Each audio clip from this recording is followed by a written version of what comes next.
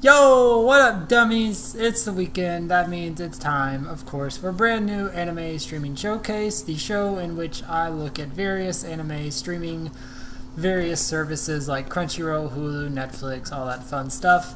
And this week we're going to look at a Shinichiro Watanabe show. It's the second one I've technically done, but the first one that I've done since I've been hanging out with the Laser Time crew and putting my stuff up on their website. So we're going to look at 2014's Space Dandy, a pretty remarkable show for a number of reasons. So let's just hit the jets and blast off, eh?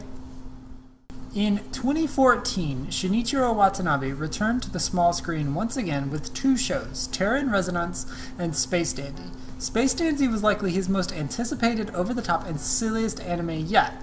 But is this series about a galaxy-hopping, womanizing, bumbling alien hunter still worth your time and attention? Yes and no.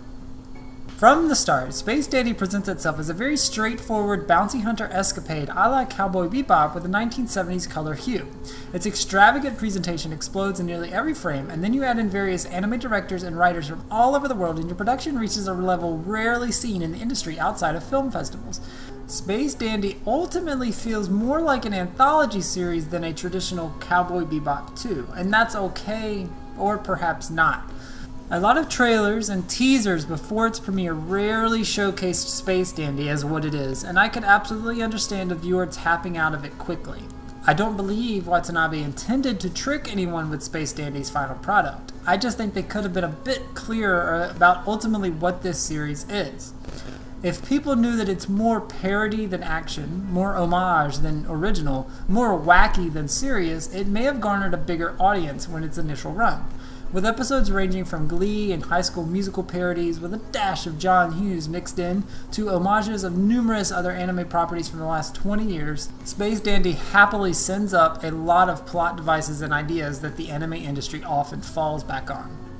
Space Dandy is essentially a show that has very little connecting one episode from the other, and there's often an understanding that you learn that the series will reset every episode. Little that happens in each episode carries over, and that for me at least is a bit of a problem. Now don't get me wrong, I love a ton of Adult Swim shows like Aqua Teen Hunger Force that resets every episode, but after a few weeks it's still hard to get into the idea that whatever trouble Dandy and his crews get involved in will not be represented next week. There's no effect. Now, if the episodes were slightly smaller, self-contained, 11-minute episodes, I could wrap my mind around it. But as a full 22-minute episode, it just doesn't work for me. Of course, there could always be the time when I do finally wrap my mind around the idea that there are no consequences from episode to episode. And just as I do, Watanabe finally sticks to an overarching structure, thus making me more infuriated. This was a constant thought that I had raging while I was watching Space Dandy. Now that's not to say that some of the stories found in Space Dandy aren't worth your time. There are a number of them that are memorable and that I recommend. It's just a forewarning that you should take with a grain of salt. The first memorable episode that always stuck out with me was the ramen episode titled The Search for the Phantom Space Ramen, baby. In this fun episode, the crew gets the tip that there's an epic ramen unlike any that they've ever had, so Dandy takes them on a wild chase to find it. It's full of wacky antics and almost sitcom-esque moments, but when they do find the ramen maker, we get a touching, albeit brief, story about the ramen maker's life and how he turned to making ramen. It's neither the most incredible idea nor story, but it's a good example of how this show can indeed do drama and excel at good writing.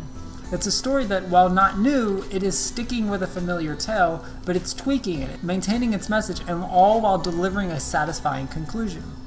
Two additional episode recommendations from the first core are Sometimes You Can't Live With Dying, baby, and A Merry Companion is a Wagon in Space, baby. Both are about as different from one another as you could get, but each creates interesting self-contained stories that resonated with me. In Sometimes You Can't Live With Dying, baby, it's a zombie show. And if you know me, you know how much I absolutely loathe zombies. The tropes are tired, and mostly they've just been practically reduced to fodder in most mediums. But Watanabe and his crew did a flurry of fun pokes and homages to various zombie-related films and shows in the episode. So it was actually charming.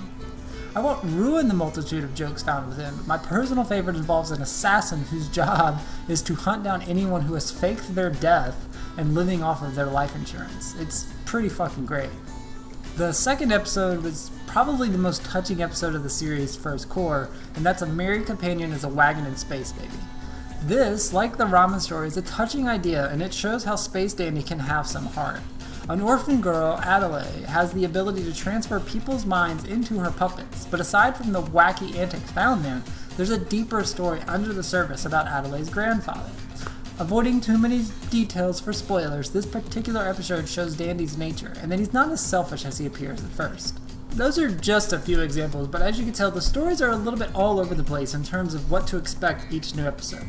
As the series progresses, we do get elements of an overarching story, but the charm of the show can wear one down eventually. If you could stomach many non sequiturs and a rushed, rather unsatisfying ending, Space Dandy can fill that comedy niche that might be missing. The second core continues the zany, unconnected episode motif, but offers up a few more of my favorite episodes, one featuring one of my absolute favorite anime directors, Masaaki Yuasa. Slow and Steady Wins the Race, baby. You may recall Yuasa from the anime Ping Pong from a previous Ask that I did, that I raved about. Yuasa was tasked with creating, writing, and directing, among other duties, this particular episode about teleportation and long-distance relationships. Carpaccio has been studying the planet Pushy Boyfriend, and he has learned of the impending doom that's headed for it, as well as his own planet, Girlfriend.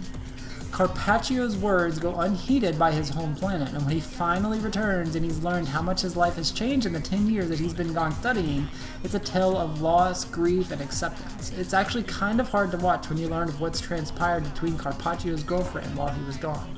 Now, on the audio side of the series, I watched the subbed version, so I can't exactly comment on the dubbing, but I've yet to hear any major objections from fans, and it's safe to assume that since it's Funimation, they did a fantastic job. The music, however, is a bit of a disappointment. It's not that any of it is overly good or bad, but so far nothing stood out and has become an instantly memorable piece for me. Every piece fits the scene and the mood, but nothing I've heard stands out as a piece that I'd like to add to my iPod or my Spotify and listen to over the next few years. It's oddly bewildering that a Watanabe production doesn't have its killer music for me. All of that taken into account, Space Dandy is a fun show, but its identity wasn't there from the start, and it takes a while for viewers to understand that Watanabe is aiming for. If you can view it as a Watanabe creating a template for different creative anime directors, writers, animators, anyone to just let loose and he's presenting their creations, then Space Dandy earns its marks. If you look at Space Dandy as a Japanese Aqua Teen Hunger Force or something like Nichijou, you'll discover a great comical show with occasional wit and heart. But if you're expecting anything like Watanabe has done before, you'll be disappointed that Space Dandy finds its identity by proxy. I would never turn one away from Space Dandy. I just want them to be aware of what it really truly is before you take the dive. And if you are ready to blast off, you can find the series subbed and dubbed by Funimation, and Hulu offers the subbed version. There you have it, a brand new episode of Anime Streaming Showcase. I hope you very much enjoyed watching my ass as much as I enjoyed doing them. I love creating this series. Unfortunately, there is very limited time in what I can do, so it looks like there's a few series that won't make the cut of my Summer of Ass program, which summer is ending in about 2 or 3 weeks. My math is bad. So I'll just have to look forward to doing those in the fall and the winter months. They are a little bit larger in some cases, and some of them are just a little bit not my speed, so I have to kind of be in a mood for them. But anyway, Space Dandy, it really is a fun show if you know what you're expecting going in. Unfortunately, I wasn't when it started, but I powered through it. I did enjoy it. I really do. It is, I think I give it an 8 on Mal. I do think it's a fine show. I don't have any problems with it as far as entertainment. I just think it didn't find its identity right away, and when you do find out what kind of show that it is, you could either walk away from it or you will stick with it. But considering it was Watanabe's first show since Terror and Resonance, and they all both came out around the same time, I think there was a little bit more hype behind it than it needed, and I think that threw a few people off. Either way, it's a fine show. I do recommend it. Go watch it. So I will wrap this up because I've got video games that I want to play, and weather has actually been pretty nice, and I speak for myself. I know in Florida and Texas, obviously, there have been a few terrible situations involving the hurricanes that have hit. That really is terrible. If you can donate to various charities and all that to assist with anyone that is unfortunately dealt a shitty hand living in those affected areas. If you're in Florida, please be smart, please be safe.